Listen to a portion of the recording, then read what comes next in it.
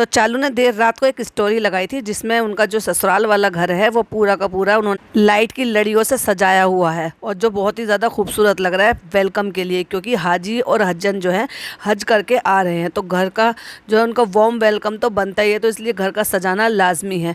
देखने वाली बात यह है कि ये और क्या स्पेशल करते हैं उनके लिए। हालांकि आए तो उसी दिन है जिस दिन वो आए हैं और अब तक तो शायद वो आ भी गए होंगे जब तक मैं ये पॉडकास्ट बना रही हूँ। लेकिन ये है देखने वाली बात यह है कि इन्होंने अपनी तरफ से क्या तैयारी की है। इतना कमाने वाली बहू, अब देखते हैं कि कैसे उनका वेलकम करती है, किस तरह से अरेंज करती है, क्या करती है, क्योंकि पहली बार ऐसा मौका पड़ा है ना कि सास ससुर यहाँ पर है नहीं और इसको ये सारी चीज़ें करनी पड़ती है। अब ये देखने वाली बात यह है कि दोनों में कितनी अकल है और किस लिहाज का ये उसकी तैयारी शुरू करते हैं। कुछ और भी पॉइंट थे जो हमें आपके साथ डिस्कस करने थे, चलिए आइए देखते हैं वो क्या क्या पॉइंट्स है। Hi friends, welcome back to my channel. Channel में न्यू है तो चैनल को सब्सक्राइब कर लें और साथ ही साथ बेल आइकन प्रेस कर दें जिससे कि हमारे आने वाली वीडियो की नोटिफिकेशन आपको पहले ही मिल जाए। तो देखिए भाई, मैंने पिछले पॉडकास्ट में डिस्कस किया था और बताया था कि एक्चुअली क्या है कि जैसे कोई हाजी हज्जन जो है ना, जब हज पर जाते हैं, मतलब वो जब तक हाजी हज्जन नहीं होते जब जाते हैं, लेकिन जब वहाँ पर हो जाता है हज उनका कंप्लीट हो जाता है, उसके बाद ही उनको हाजी और हज्जन के नाम से पुकारा जाता है, क्योंकि वो हज कंप्लीट कर चुके होते हैं। तो जब जा रहे होते हैं ना, तभी भी सब रिश्तेदारों की तरफ से अपनी, चाहे फिर अपनी खुद की बेटी भी क्यों ना हो, बेटी हो, समधियाने हो, समधन हो, या जो भी कोई खास रिश्तेदार हो, अपनी ननंद हो, मतलब जितने भी वॉटेवर जितने भी करीबी रिश्तेदार होते हैं वो सब उनको कपड़े पहनाते हैं इस उम्मीद में कि भाई हमारे यहाँ के पहनेंगे, दुआ लगेगी, सवाब मिलेगा। तो जो ना हमारे यहाँ पे भी ऐसे ही होता है। तो जैसे समधियाने के यहाँ से ना इवन सिलवा कर कपड़े नाप लेकर ना सिलवा कर भी देते हैं कि ये हमारे कपड़े वहाँ पर पहनना, जब आप हज करने के लिए जाओ तो हमारे यहाँ के कपड़े पहनना।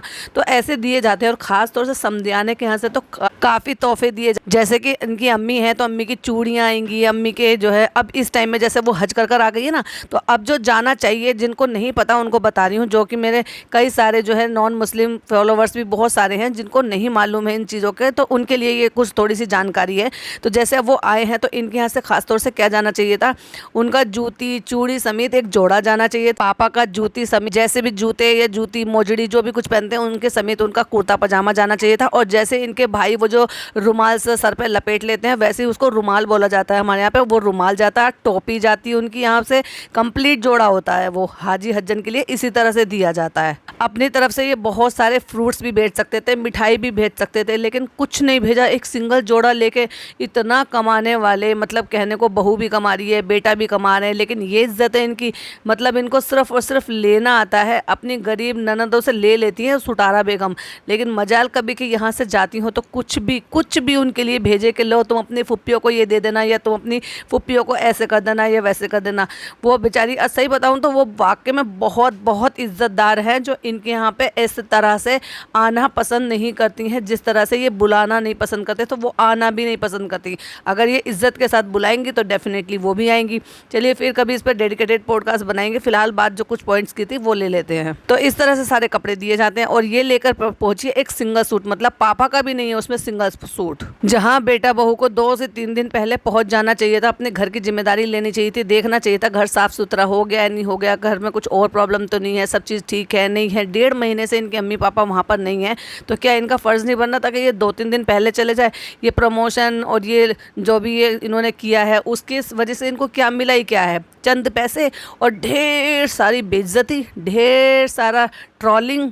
क्या ये ट्रोलिंग, ये पैसा ये लेकर अपने कब्र में जाएंगे? क्या यही इनके आखिरत में काम आएगा? नहीं, अगर आखिरत में काम आता वो तो अच्छे अखलाक काम आएंगे। जैसे कि अगर ये वहाँ से आ जाते और अपने अम्मी पापा के हज पे आने से पहले ये लोग तैयारी कराते, उनके वार्म वेलकम की तैयारी करते, या जो भी कुछ उनके लिए अच्छा सरप्राइज़ प्लान करते या कुछ भी करते, उससे इनको सवाब भी मिलता, दुनिया में भी मिलता और आखिरत में भी मिलता। वो ना करके पैसे की हाय माया, पैसे की हाय माया।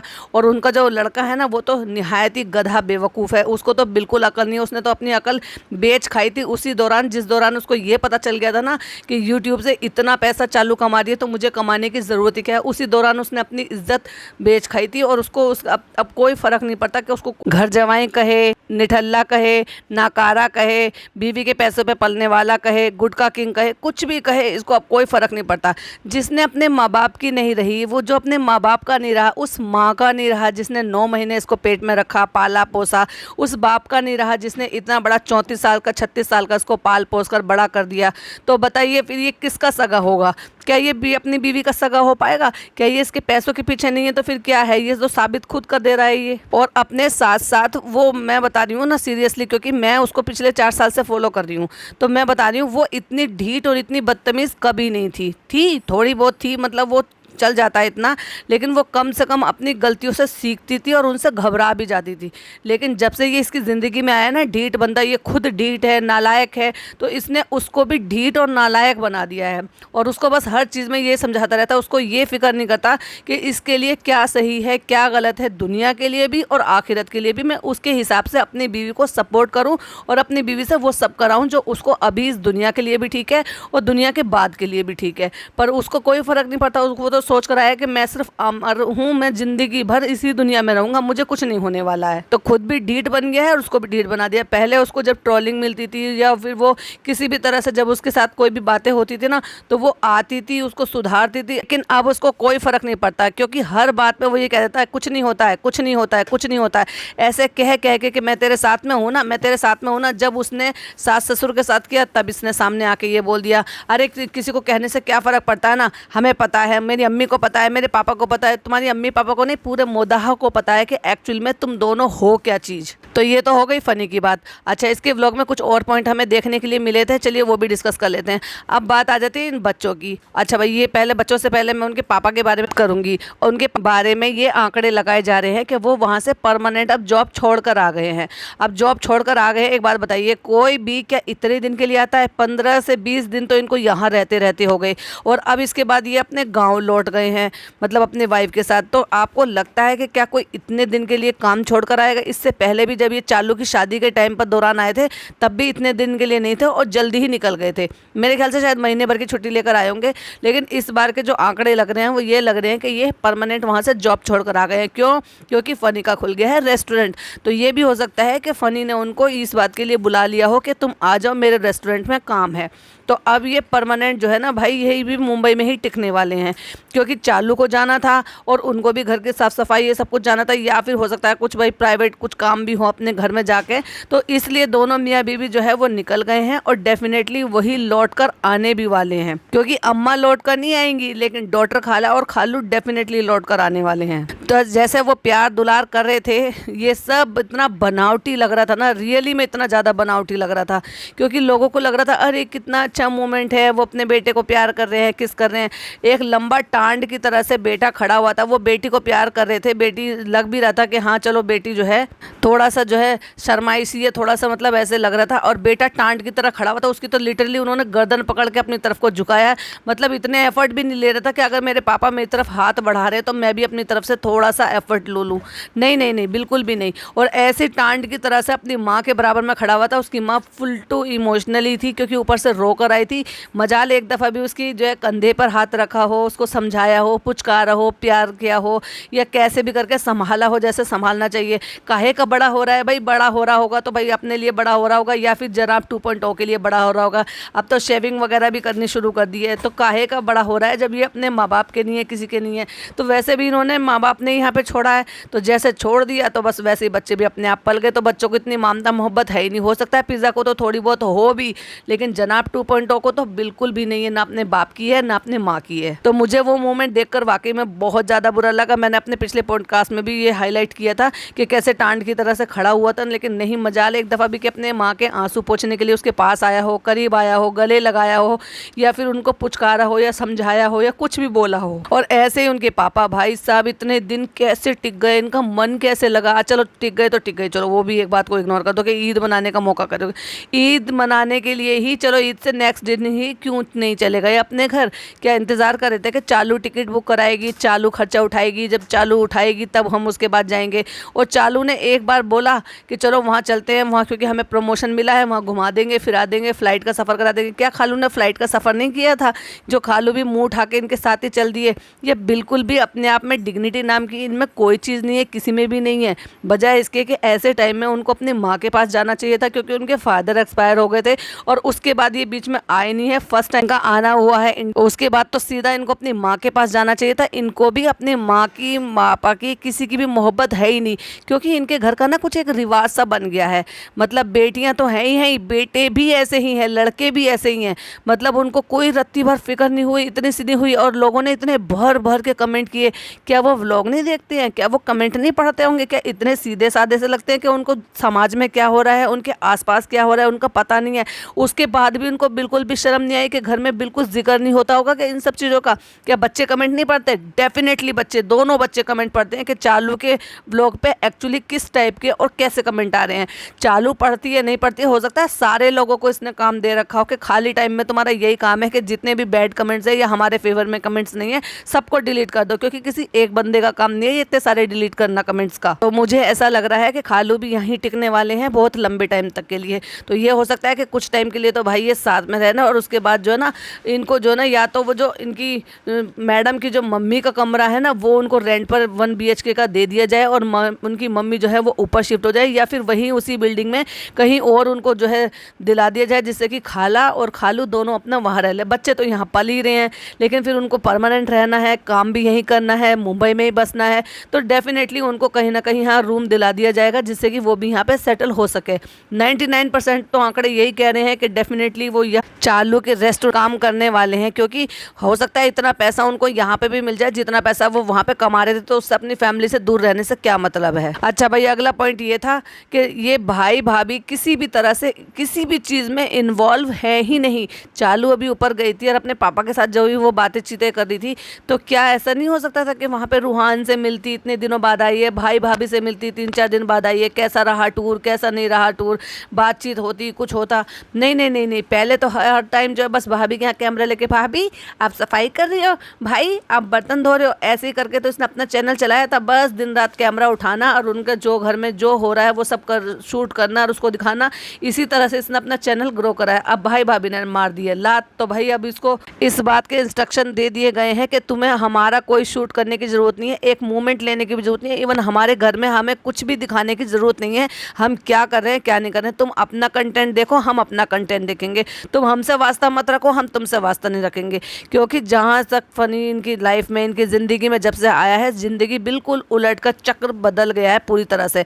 तो भाई भाभी को तो इसने, जैसे भाई भाभी को इसने इग्नोर करा, अब भाई भाभी ने टोटल इसको इग्नोर कर दिया है और बाकी की सारी जिम्मेदारियों से भी पल्ला झाड़ लिया है कि भाई अब जब तुझे ही करना है, तू ही सब कुछ कर रही है, फ़ायदा भी तू ही उठा रही है, तो बाकी का ये खर्चा भी अब तू ही उठा। तो मुझे ऐसा लग रहा है, अब आपने नोटिस किया था ना कि हर चीज़ को, जब ये बच्चों को स्कूल का हो या इनके एडमिशन कराने का हो, जैसे कि आपने देखा था ना फ़नी के साथ वो लड़की गई थी अपने कॉलेज का सर्टिफिकेट लेने के लिए, फिर एडमिशन के लिए। अब आपने देखा नहीं, अगर यही सारी चीज़ें होती कि जहाँ पे ट्यूशन में एडमिशन कराया है, जहाँ पे कॉलेज में या जिसमें भी एडमिशन इनका कराएंगे, तो भाई भाभी क्यों नहीं गए? भाई भाभी अपनी जिम्मेदारी से पीछे हट रहे हैं कि भाई जब तू ही कंटेंट शूट करती है, तब एडमिशन भी तू करा, आगे का खर्चा भी तू ही उठा, अब सब कुछ तो खुद देख। क्योंकि उनकी लाइफ में, अब उनकी ज़िंदगी में, अब उनका परिवार हो गया है, अब उनकी लाइफ आगे बढ़ चुकी है। तो जो हमने कर दिया था वो अब तक कर दिया है, बहुत कुछ किया है। हमारा फ़र्ज़ बनता है सिर्फ हमारे माँ और बाप को करने के लिए, बाकी लोगों को तू खुद लेकर आती है तो तू खुद देख। तो इनके घर का रवैया कुछ अब ऐसा चल रहा है। तो इसलिए पिज़्ज़ा हो, नान हो, उनकी जितनी भी रिस्पॉन्सिबिलिटी है, जैसे भी ना, ये भी हो सकता है कि ये कह दिया हो कि पिज़्ज़ा की रिस्पॉन्सिबिलिटी तू उठा और नान की हम उठाएंगे। तो देखो भाई, ना तो वो स्कूल जाते हैं, ना उनको जो भी चीज़ें हैं, जैसे कि आपने देखा होगा ना, बैग चाहिए होगा, कोर्स चाहिए होगा, यहाँ तक कि आपने पिज़्ज़ा की जो भी वो बॉटम दिला के लेकर आई है, उसको पैंट दिला के लेकर आई है, वो तक भी, क्योंकि टी शर्ट दे दी है अब वहाँ पे कोचिंग में पहनने के लिए पर्टिकुलरली। क्योंकि जैसे भी जिस तरह के ये कपड़े पहन के जाती है ना, डेफिनेटली उनको बिल्कुल भी पसंद नहीं आए होंगे झोला छाप के कपड़े, तो उन्होंने वो पर्टिकुलर एक ड्रेस टाइप का, ड्रेस कोड जो भी कुछ है, टी शर्ट होगी ना, क्योंकि मोस्टली कोचिंग में ऐसा होता है। मेरे बेटे को भी वहाँ की टी शर्ट मिली हुई थी जिसमें उनका नाम लिखा होता है, लोगो लिखा होता है, ये एक एडवर्टाइजमेंट का एक तरीका होता है। तो उसी तरह से एक टी शर्ट दे दी गई है कि नीचे बॉटम बदल बदल के पहननी है, क्योंकि अब मैडम को तो आदत है नहीं बॉटम वगैरह पहनने की, या नीचे ट्राउज़र पहनने का, या जीन्स वगैरह पहनने का, या जो भी कुछ ये डेनिम लेकर आई है। तो भाई साहब वो इतने टाइट होने की वजह से, क्योंकि हेल्दी तो बहुत ज़्यादा हो रही है, इतने लूज़ लूज़ लेकर आई, लेकिन इन सारी चीज़ों की डिमांड उसने भाई भाभी से क्यों नहीं करी? अगर वो सारे के सारे इस चीज़ की रिस्पॉन्सिबिलिटी उठाते थे, तो अब नहीं उठाते हैं, इसलिए चालू कर रही है सब चीज़ों को। और ये मामला जब से ख़राब हुआ है, जब से उसका रिजल्ट आया है, क्योंकि रिजल्ट आने से भाई भाभी ने पूरी तरह से पल्ला झाड़ दिया कि हमने तुम्हारी जिम्मेदारी उठाई थी, हमने तुम यहाँ पढ़ाने के लिए लेकर आए थे, ना कि इन सारी चीज़ों में लगने के लिए। इसलिए पिज़्ज़ा जो है ना हमेशा की तरह चालू की पार्टी में रहती है, और नान जो है वो हमेशा की तरह भाई भाभी की पार्टी में रहते हैं। तो इसलिए भाई भाभी की रिस्पॉन्सिबिलिटी अब मुझे लगता है कि पिज़्ज़ा पर नहीं है, नान पर है ओनली। तो एक ये चीज़ भी मैंने नोटिस किया, कि आप लोगों ने नोटिस किया? प्लीज़ मुझे कमेंट में ज़रूर बताइएगा। अब तो देखने वाली बात ये है कि अब ये कैसा वार्म वेलकम करते हैं, क्या तैयारी करती हैं। हमारे यहाँ ये होता है कि पर्टिकुलरली जो है ना खाना बनाया जाता है, जितने भी लोग आते हैं अड़ोस पड़ोस के, जो भी रिश्तेदार हैं, मतलब अब इनका तो खैर अड़ोस पड़ोस में ही है, हमारे तो खैर दूर होते हैं, तो जो भी रिश्तेदार करीबी रिश्तेदार होते हैं ना वो सब आते हैं। बहुत सारे लोग तो ऐसे होते हैं कि बहुत सारे लोग ही इतनी सारी गाड़ियाँ लेकर एयरपोर्ट पर रिसीव करने जाते हैं। वहाँ बहुत सारी फूल मालाएं डालते हैं, उनका गले लगते हैं, उनके हाथ चूमते हैं कि भाई अल्लाह के प्यारे नबी के घर से ये वहाँ से आ रहे हैं, तो हज कर आ रहे। ये कहते हैं कि हमारे यहाँ जब हज कर लेते हैं ना, तो ऐसे हो जाता है जैसे न्यू बॉर्न बेबी, जैसे बिल्कुल उसके नाम आमाल में कोई भी एक भी गुनाह नहीं लिखा हुआ। तो हज करने के बाद इंसान ऐसे हो जाता है कि जैसे बिल्कुल प्योर सोल। और हर किसी को अल्लाह का घर देखना नसीब भी नहीं होता। ये भी बात है कि आपके पास भले ही बेशुमार पैसा हो, लेकिन अगर अल्लाह का हुक्म नहीं है तो आप हज करने नहीं जा सकते, क्योंकि आप हज करने जब भी जा सकते हैं जब अल्लाह का हुक्म होगा और जब वो आपको बुलाएगा। जैसे कि ये लोग दुनिया भर का पैसा दबा कर बैठे हैं, लेकिन इनकी किस्मत में नहीं है, क्योंकि अल्लाह इनको बुलाना नहीं चाहता। अल्लाह इनको बुलाना नहीं चाहता, इसलिए वो हालात नहीं बने कि ना ही ये उम्रा करने जा पा रहे हैं, ना ही ये हज करने जा पा रहे हैं। नहीं तो पैसा तो उनके पास बेशुमार है, इतनी नमाज़ें पढ़ती हैं, इनकी अम्मी दुआएँ पढ़ती हैं, दुआएं बताती हैं, हर कुछ करती हैं, इतनी सीख भी देती हैं। तो क्या इनका मन नहीं होगा हज करने का? क्या इनका मन नहीं होगा अल्लाह के पाक रसूल का घर देखने का, मक्का मदीना देखने का, जिनका हर एक मुसलमान का ख्वाब है कि वो अपनी आंखों से उसको देखे? लोग तो ये समझते हैं कि बस हमें तो दुनिया में रहना, हमें मरना नहीं है, हमें ये सब कुछ करना नहीं है, अभी हमें बहुत ज़िंदगी जीनी है। वो तो भैया वक्त आएगा तो ही पता चलेगा कि अब ये इन्होंने क्या तीर मारा है, क्या नया कुछ करके दिखाया। फ़िलहाल तो हम इतनी अपडेट दे सकते हैं कि उन्होंने घर को बहुत ही अच्छी तरीके से डेकोरेट किया हुआ है, सजाया हुआ है। आगे कितनी दावत करने वाले हैं, कैसे लोग आने वाले हैं, कैसे वार्म वेलकम करेंगे, फिर उसके बाद क्या करेंगे, तीसरे दिन यहाँ से फिर वापस से भागेंगे। जब वापस भागेंगे तो क्या अपनी अम्मी अब्बू को साथ में लेकर आएंगे, या फिर उनको बाद में जो है टिकट देकर उनको बुलवाया जाएगा? अब क्योंकि इनका बारी आ गई है इनके होटल की ओपनिंग होने की, और होटल ओपनिंग हो जाएगा तो उसके बाद फिर अम्मी पापा को अपने पास कुछ दिन रखेंगे, और उसके बाद हो सकता है इनकी अम्मी अब्बू वापस आ जाए। क्योंकि जैसे ऐसे हज कर आते हैं ना, तो जो रिश्तेदार होते हैं वो लोग दावत करते हैं, और महीनों तक ये सिलसिला चलता है कि आज हमारे यहाँ दावत है, कल उनके यहाँ दावत है। तो ऐसे लोग इन्विटेशन से ऐसे बुलाते हैं जैसे नए जोड़ा जब शादी होती है ना, और सब अपने यहाँ बुलाते हैं दावतों पर, ऐसे ही जब हज कर आ जाते हैं तब भी लोग जो है ऐसे ही बुलाते हैं और सूट वगैरह भी देते हैं। तो ये थी मेरी तरफ से कुछ अपडेट, शायद आपको, आई होप आपको पसंद आई हो। अगर पसंद आई हो तो क्या करना है, लाइक करना है, शेयर करना है, और अगर चैनल पे पहली बार आए हैं तो सब्सक्राइब करना है। मिलती हूँ एक और अच्छी सी वीडियो के साथ, और आपकी क्या ओपिनियन है, आपके क्या पॉइंट ऑफ व्यू है, प्लीज़ मेरे साथ ज़रूर शेयर कीजिएगा। और हो सकता है शाम तक, रात तक हो सकता है चालू का एक और व्लॉग आ जाए कि उनके अम्मी पापा आ गए हैं। चलिए मिलती हूँ नेक्स्ट वीडियो में। टिल देन बाय बाय, अल्लाह हाफिज़, टेक केयर।